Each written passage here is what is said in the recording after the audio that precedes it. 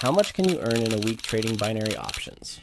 In this series of videos, I continue sharing weekly results and the most interesting trades, complete with full technical analysis and insights. Let's go! So in this first trade, I noticed what looked like a really solid entry point. We had an ascending triangle that broke out in the same direction as the main uptrend, and it was this big volatile candle that made the break. The only thing that worried me a bit was that the resistance level was like super close, since the price had bounced off it before. Because of the high volatility, I figured the price might bounce back. To deal with that, I set my expiration at 8 minutes, just to give the price enough time to recover if it pulled back briefly and then, hopefully, continued moving up along the main trend. Also, I checked the RSI indicator, which thankfully wasn't showing overbought conditions, so that was a solid additional reason for me to jump in.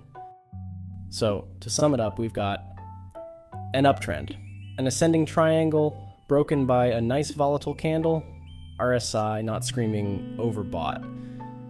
Let's see how it played out, right? Well, the price did bounce off that resistance zone, but not by much. And thanks to my 8-minute expiration, it had enough time to turn back up and bring me, and anyone copying my trades, a solid win. I want to show you the 3 steps I always start with whenever I'm analyzing a chart. Find the main trend. In this case, it's a downtrend. The price had broken its trend line and then kept going sideways. Check volatility. The price is moving pretty fast inside this sideways range. That's obviously more risky because it can make some big moves in just a few candles. We can kind of offset that risk by picking the right expiration time. Pick your strategy. For me, in this scenario, it was my back to trend strategy.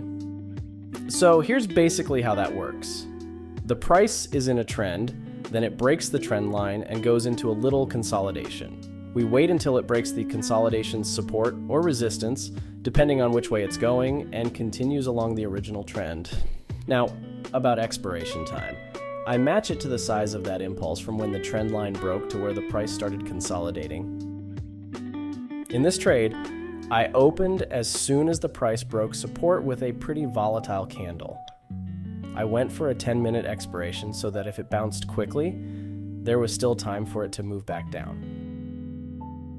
And well, the price did keep going lower, right back to that main downtrend, so my beloved back to trend strategy worked like a charm again. Let me know in the comments, what's your most profitable strategy?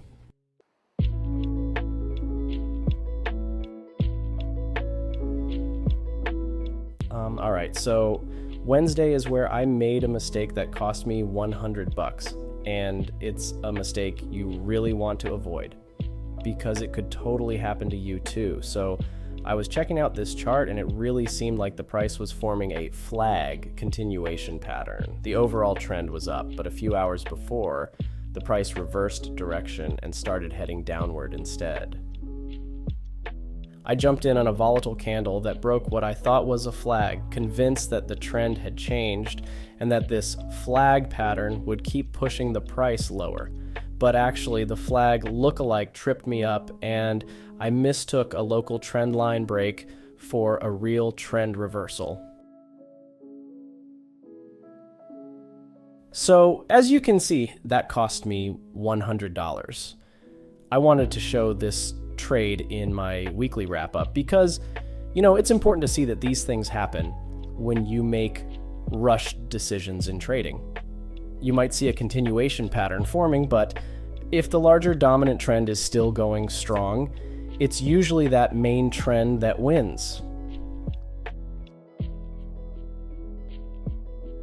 Let's talk about Thursday. As soon as the price broke the resistance zone with a volatile candle, I opened a long trade, giving myself 8 minutes. Notice how it broke an actual zone, not just a single resistance line. Plus, the MACD indicator was hinting that we might be seeing a trend reversal. All signs pointed to a solid entry, right?